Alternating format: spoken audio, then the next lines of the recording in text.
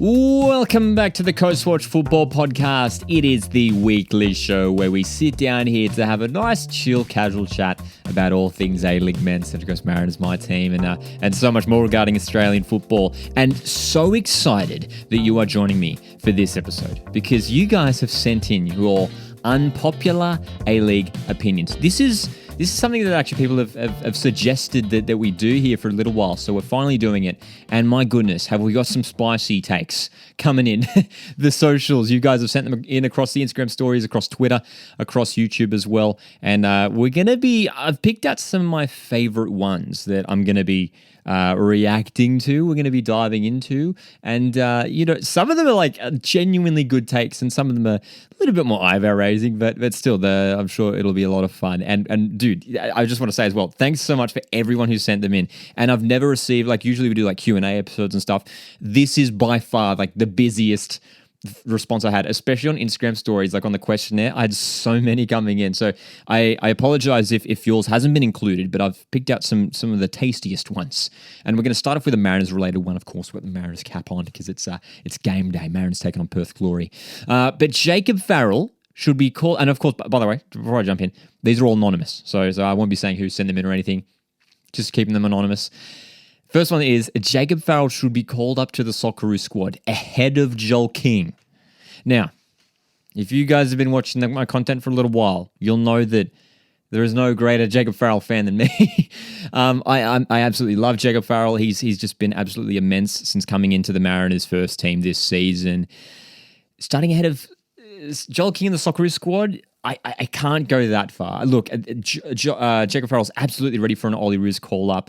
Had he have, been a year older, he could have been playing in the Tokyo Olympics last year, had he have, come into the A-League scene a little bit earlier. But, if Jacob Farrell keeps going, he could easily follow the trajectory that Joel King is currently taking. We've seen in the past few months Joel King make his Socceroos debut and score an overseas move. Both could happen for Jacob Farrell if he keeps this trend going because he's playing so well. He stepped up so well in his first season. So I don't think he's at Joel King level just yet, but he could well be on the way to that stature. Let's shuffle on to the next one right now. And this is an interesting one, actually. Neither of the top two will make the grand final. And of course, the top two right now being Western United and Melbourne City, the two teams we actually just this past weekend we saw play. This is an interesting one for me. I think we're definitely going to see one of these teams there.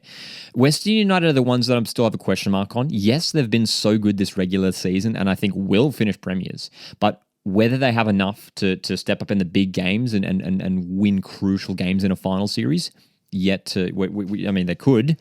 But at the moment, there's nothing to suggest that. Whereas teams like Melbourne City, I think, again, just Melbourne City, when you look at the caliber of players that have an attack, that's a grand final team, man. The likes of Matthew Leckie, Jamie McLaren, Andrew Naboot, Marco Tilio, Florin Berenguer has been superb this season. That attack has to be playing in an A-League grand final, right? Who's going to be meeting them there? I'm not sure. But City, I can't see them not making the grand final for a third consecutive season. They've just got so much quality in attack. But if neither of the top two make it, it's open to anyone, in my opinion. I think Victory could well make it. I think they've got some top class players who could make a big run in the final series. Adelaide may be there. Adelaide could with their late goals, could potentially be a grand final side. So, look, it's not a ridiculous take, but I think it's a good chance that one of those top two sides will be there. We've got another interesting one here. De Silva, the league's best player. Danny De Silva, obviously a player who's been out injured for the past few weeks, but honestly has started this campaign so well for Macarthur SC's new club after having a few decent seasons with the Mariners. League's the best player. I can't go that far. There's no doubt on his day he's very, very good. There's even been some weeks in the early weeks of this season where he was probably the best player in across the competition for the round. I think he's got a long way to go. Not a long way to go, but I think he does have a way to go until he becomes the league's best player. And whether he does ever hit that height. But look, he's a fantastic talent and he's always had promise. But I feel like he still has to really, step up his goal scoring, step up his, assist numbers as well, until he becomes considered the league's best player. We've got another one here says Western will actually have, I like this one, Western will actually have a decent supporter base once their stadium is built. And we've actually heard recently that they have indeed started construction. They've started setting up some stuff at the ground over there in Tarneit in Western Melbourne. And look, I like this and I agree with it. And we're seeing already with the success that Western United are having, you get the sense. I mean, you look again this past weekend. We saw Western United play Melbourne City, and there was a really decent crowd at that game. A bigger crowd than what we have usually seen at Western United games, which is is usually pretty low to A-League standards. But man, set up in the western suburbs of Melbourne to have that concrete home. It has to grow, right? It has to go up. So I think it's definitely going to improve. And potentially, if they could really tap in and really get involved with the community, I think as soon as they get that stadium built up in West Melbourne, really dive into the community, get the surrounding suburbs really involved, even as far down as Geelong. Get the whole region involved. Make Western United a really, really strong team, as we saw Western Sydney Wanderers do when the first season they came into the A-League system. Another one on Western United. Western United will be the biggest team in Victoria in 10 years. And this is going to create a lot of a debate amongst all the Melbourne teams, as there always are. We've got City, of course, one of the best teams in the competition in recent years, and Victory, of course, one of the greatest A-League teams in A-League history. Western United potentially being the biggest team in Victoria in 10 years. I'm not going to say no to it. And again, it goes on nicely to the previous one, talking about Western United. Once they get their base set up, that nice little stadium, that boutique stadium, get the training grounds and the facilities there going, and as I mentioned, getting the reach there, having some on-field success, there's a recipe there for Western United, to a team who haven't really made a big splash in the A-League pool, if you like, in their early couple seasons, to potentially be maybe the biggest team in Victoria in 10 years. Now, remember, that's in 10 years. A lot can change. TV deals could change. Different stadiums, different clubs will come in. I don't think we'll see another Victorian side in the next 10 years, but it's an interesting one. It's an interesting thought. We've got a Mariners-related one coming in here. It says, Orenya and Cummings is the best duo in the A-League. Dude, I would love to agree, but still, I think we need to be seeing more, especially from Orenya. I think we need to be seeing more from both. But look, there's so much potential there. Two players who, Orenya's played at the World Cup. He's played in the MLS. Cummings has played at a decent level, obviously, much of his football in Scotland and in England as well. And there's so much that, like, when you look at those two players, these are two of the best strikers Mariners have had in the past decade. Like, seriously, when you think of some of the names, there have been so many failed strikers in the Mariners in the past. And you have to go back to Danny McBreen, to the last really successful striker. Could you put Roy O'Donovan in that conversation? I wouldn't personally. But Cummings and Orenya, these are class strikers. They could potentially be the best duo in the A-League, but for me, not right now. But I love them. I love them to bits. Speaking of top quality in the A-League, this is quite an interesting one. Ninkovic is the most overrated player in A-League history. Oh. Now I understand the sentiment with this one. I certainly do, because at the moment he hasn't necessarily, especially this season, he's been pretty lackluster compared to his usual standards. And I think that's the key for me, compared to his usual standards. Ninkovic absolutely is not the best, absolutely isn't the best player in the league, and hasn't been for the last few years. But those first few years when he came in and Sydney FC were playing back at the old, the Sydney Football Stadium, and they were winning championships, I think Ninkovic was a class player. He won the Johnny Warren Medal, didn't he? So I think some of those fantastic goals where he was taking players on, dribbling past players. He was really, really an exciting player. At the moment, just hasn't been playing at the same level, which was a very high level, to be fair. So I wouldn't go as far to say he's an overrated player. I just think he was so good in his prime, which was maybe those first few years when he arrived on Australian shores. But at the moment, I can understand why people are. I actually said it in the round review we did here on YouTube just yesterday from the time of this podcast release. I said that Max Burgess at the moment should be starting ahead of Ninkovic. Some of the young guys should be getting a run now. The likes of Ninkovic, Bobo, starting to get on a bit. It's time for the young guys to come in. Here's an interesting one regarding Melbourne City. 2021 Melbourne City are the worst champions of all time. I love the hot take, But personally, I'm going to disagree. I think a lot of people would disagree too. For me, that Melbourne City side was so good. I mean, look at especially the second half of last season, the regular season. Melbourne City were just like weren't losing games, just like were never looking like they were going to lose games. They were just so dominant and playing so well and had such depth as they still do now. They have great depth now. I mean, worst champions of all time. I mean, I'm thinking, I'm trying to go back in my brain now to think maybe who was the worst champions. I mean, I think in Adelaide's championship winning year, they had a really slow start to their season, didn't they? I don't know whether you go as far as saying they were the worst champions, but I don't know if I put Melbourne City, that 2021 Melbourne City. I think Melbourne City were very, very good last season. That's my take on it, at least. Speaking of Melbourne, we're going to talk about Victory now. This one coming in says Melbourne Victory are only a good side because they have a league-breaking attack, but an average defense. Interesting. So they're only a good side because they're high quality attack, but they've an average defense, which has been stated here.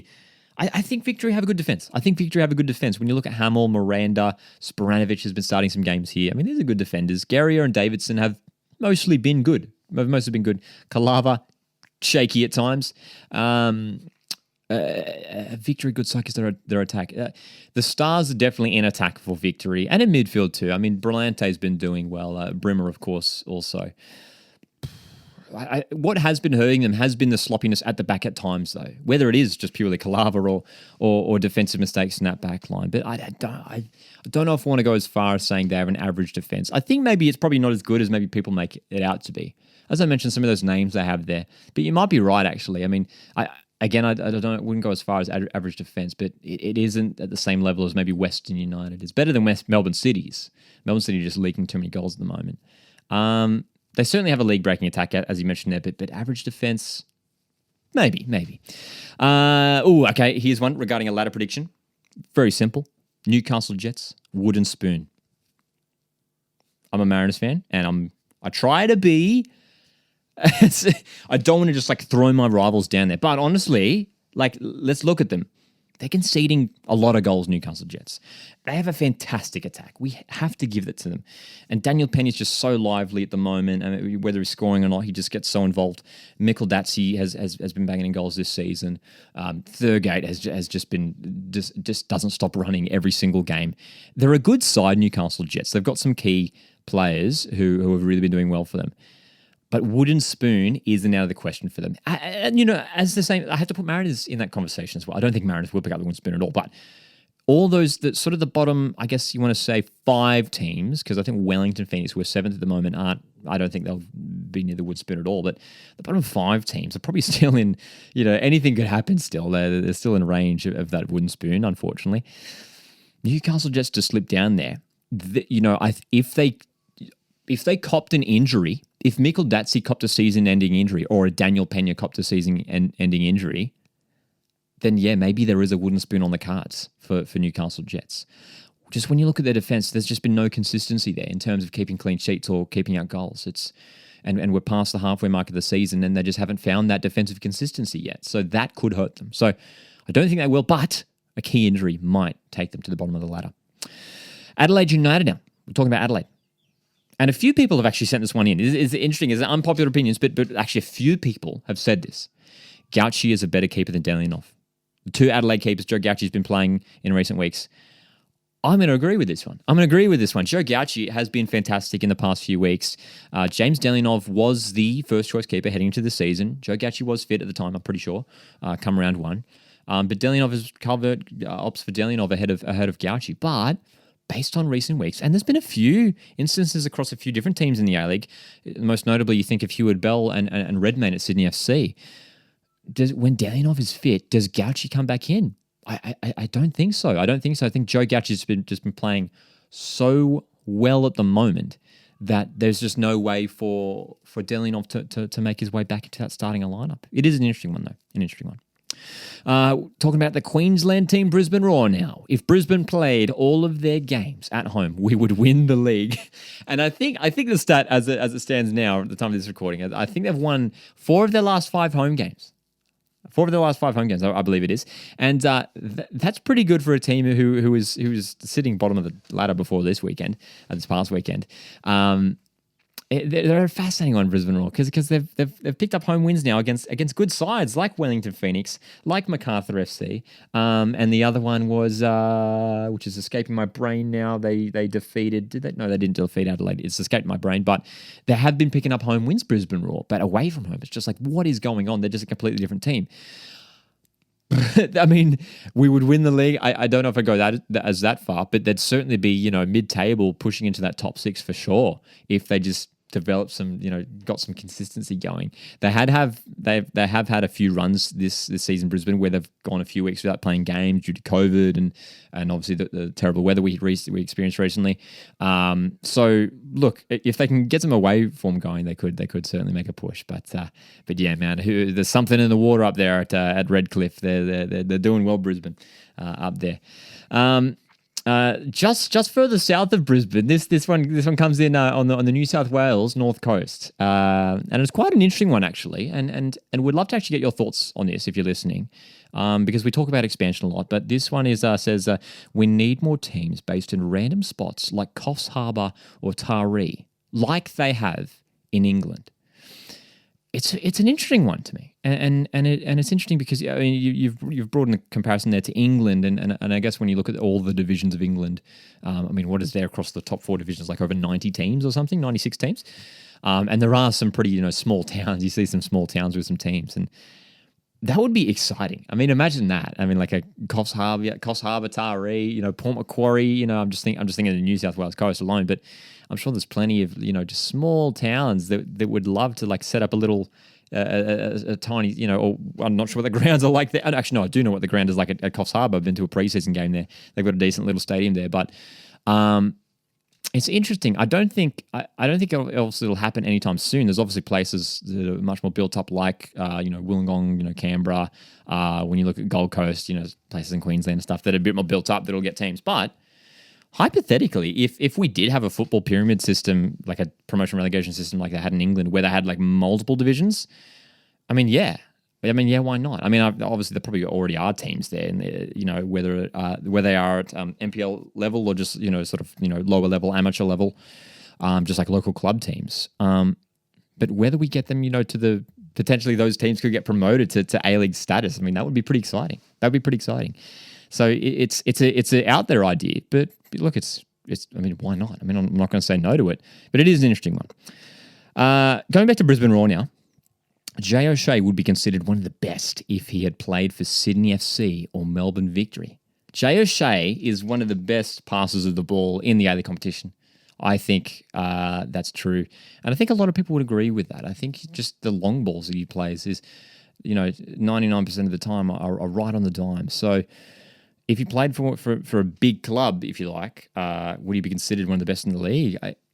Honestly, maybe. I mean, you look at Jake Brimmer. I mean, he's been considered one of the best at the moment with the way he's playing at Melbourne Victory, and obviously some of Melbourne City's big names as well. If Jay O'Shea was in that Victory side, maybe instead of Jake Brimmer, maybe we'd be talking about him as like one of the best players in the league. I think Brisbane's form at the moment is currently hurting maybe O'Shea's reputation. Not that he has a bad reputation, but that overshadows it. You know what I mean? Like the fact that Brisbane have been struggling. Like Jay O'Shea is one of those key players who orchestrates things in midfield and usually most of the time has a good game. But yeah, the form has just been hurting him. So look, maybe you're right. It is an interesting take, that's for sure. Another individual player is being brought up here in the right back position. Javi Lopez from Adelaide United is the A-League's current best right back. And Risdon is Australia's biggest wasted right back talent. Now, this is an interesting one. Javi Lopez, I think, is absolutely one of the best right backs in the league, and the other one who's up there for me is Josh Risdon at the moment. But in the statement it says Risdon is Australia's biggest wasted right back talent. I guess the injuries haven't helped him, and we're talking about, I guess that sort of hints to Risdon's overall career. I mean, he played at the World Cup in Russia in 2018. Biggest wasted right back talent, maybe I think. He could have gone further, maybe if injuries hadn't stopped his momentum. He could have been playing regularly overseas, honestly. He was that good. I remember when he really sprung to the A-League scene over at Perth Glory, and this young right back, and to see where he's gone from there. I mean, spent some time with the Wanderers, obviously now last couple of years at Western United, and as I mentioned, the Socceroos appearances. I don't know if I want to go as far as saying he's the biggest wasted right back talent, because I think he has put in a decent shift at national level. And for me, he is up there as one of the best right backs currently at the moment. Maybe Javi Lopez is just ahead of him. But yeah, it is an interesting one when we talk about right backs in the league. We're going to talk about Josh Brillante now, Melbourne Victory. Josh Brillante, the most underrated player in the A-League. I think we were talking about it a bit earlier about Victory's big name players, and Brillante probably doesn't get the plaudits that he deserves. You're probably right, honestly, because he plays a role that's sort of very, he's tussling for possession with players. He gets in for tackles, and he gets moves rolling from midfield as well. Whether he is playing alongside Broxham or Ryan Mashan in the base of that midfield, and he is, of course, the captain to the side. So, most underrated player in the league, that's probably a fair shout, honestly. I would probably back that. There probably are, some other players around the league who could probably fall into that category as well in terms of underrated players. But Josh Brillante is a class player, and yes, has been playing well, and maybe doesn't receive the plaudits that he deserves. We're going to talk about Western Sydney Wanderers now. West Sydney Wanderers aren't a big club. The league doesn't need a strong Wanderers or a strong Victory. This is something that gets brought up a lot in Australian football conversations. And this ends off by saying that the league needs a promotion relegation system. The Wanderers aren't a big club. The league doesn't need a strong Wanderers or strong Victory. It's a fascinating one. It's a fascinating one. And I guess when we say that, we need a big, a strong Sydney FC Wanderers, the Melbourne sides to be strong and thriving for a strong A-League. I guess that, because obviously there's so much money there in those clubs, and there's such a big fan base, the pool of the fans that they have to bring in is so large in those cities. But it's interesting. But the counterpoint has been brought up, instead of that, the league needs promotion relegation system. It's interesting whether you could argue maybe I don't know whether I'd say that one's better or worse than the other. I think the league definitely does need promotion relegation, and that's something that a lot of people talk about.